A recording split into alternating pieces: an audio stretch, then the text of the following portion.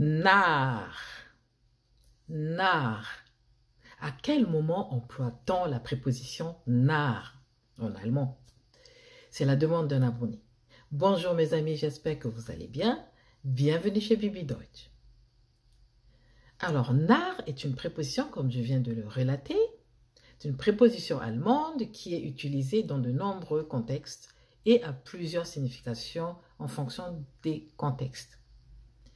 Voici les 6 utilisations les plus courantes, en commençant par l'exemple numéro 1, qui indique une direction ou une destination.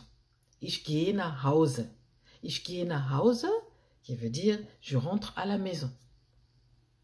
Deuxième exemple, qui indique une période de temps futur. Donc le futur. Wir treffen uns nach dem Mittagessen. Wir treffen uns nach dem Mittagessen. Nous nous retrouvons après le déjeuner.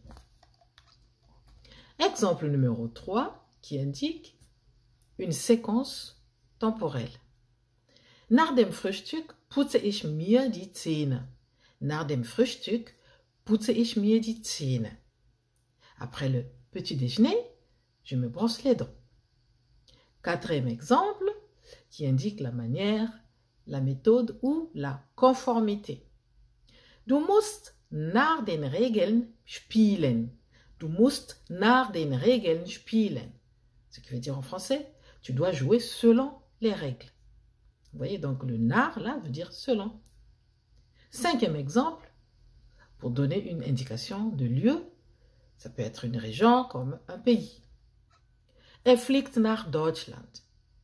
Er fliegt nach Deutschland.